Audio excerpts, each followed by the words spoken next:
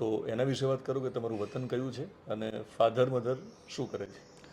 અમે મૂળ ગીર સોમનાથ જિલ્લાના કોડીનાર તાલુકાના વતની છીએ. મારા પિતા ખેડૂત છે, માતા હાઉસવાઈફ છે. ખૂબ સામાન્ય બેકગ્રાઉન્ડમાંથી આવું છું હું. એક ગુજરાતી માધ્યમમાં ગુજરાત બોર્ડમાં ભણેલી અબોવ એવરેજ સ્ટુડન્ટ છું હું.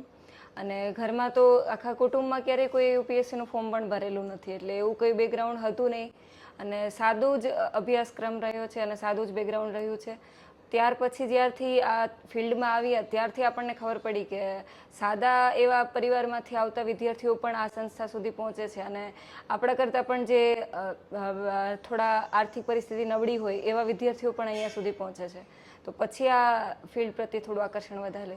તમારું એજ્યુકેશન એટલે તમારા ગામમાં જ થયું? હા, 8 ધોરણ સુધી હું મારા ગામમાં જ ભણેલી છું.